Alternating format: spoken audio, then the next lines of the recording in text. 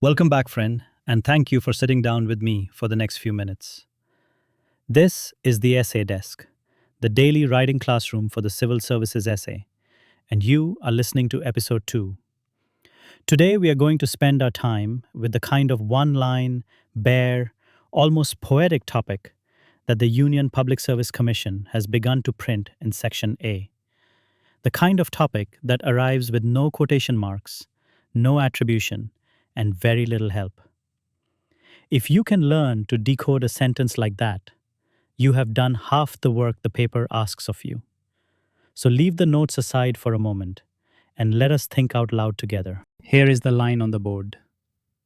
An unlit lamp accuses no one but itself. Notice that no one has signed it for you, the way no one will sign your topic on the morning of the exam.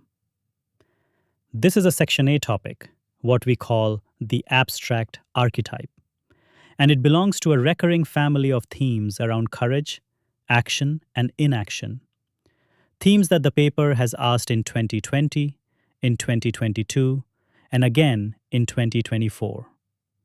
The heat on this family is high, which is to say, it is a fair bet that something close to this will return. Begin with the decoding.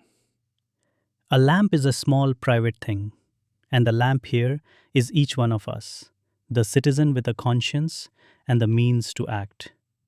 To be unlit is not to be evil, it is simply to refuse to catch when the room goes dark. The third move is the most important one. The line says, "The unlit lamp accuses no one but itself," which means the alibi we love most, that the world is dark because of other people, is being taken away from us. The hidden tension, the one your essay must hold from the first paragraph to the last, is that inaction is not innocence. It is a cowardice that has learned to disguise itself as prudence. And the work of the essay is to refuse that disguise. Now fix the thesis you will defend, and then choose the lenses through which you will defend it. The thesis I would carry is simple. A republic is no stronger than the readiness of its ordinary citizens to be a small light when the room goes dark. From here, move outward in widening circles. Begin inside the head with the psychology of inaction, the way good people freeze when many are watching. Move to a sharp historical scene, perhaps the Chipko women at Rainey in 1974, or Champaran, where a single decision lit a chain. Then rise to the constitutional level, where Article 51A names a list of fundamental duties that most of us have forgotten we owe. Step out to the present and abroad, where Operation Amistad, to earthquake hit Venezuela this week, shows a young republic teaching its own citizens by its actions what it means to be lit.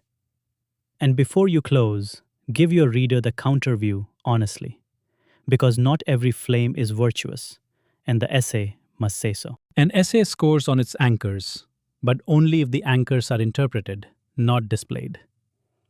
Take the Chipko scene first. On the morning of 26 March 1974, in Rainy Village in the Garhwal Hills, the men had been led away on a manufactured errand, and contractors moved into the forest with their axes. A young girl ran to fetch Gaurdevi, the head of the village women's group, and 27 women walked up and put their bodies between the bark and the blade. Do not stop there.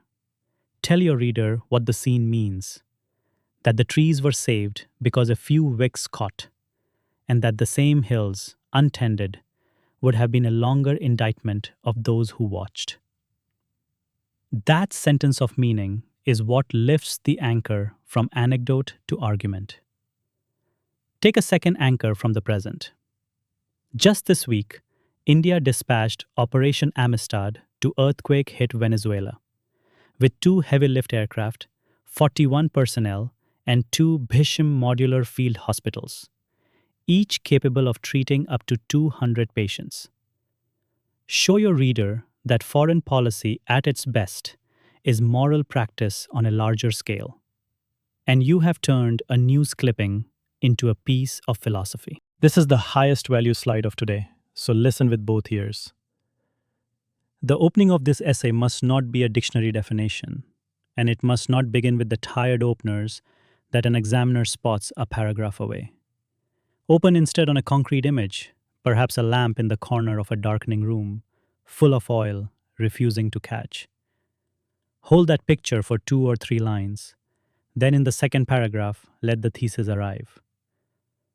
The body is a chain of small movements, each anchored in a real scene or a sourced number, each bridged by a sentence that hands the baton to the next dimension. Now to the close.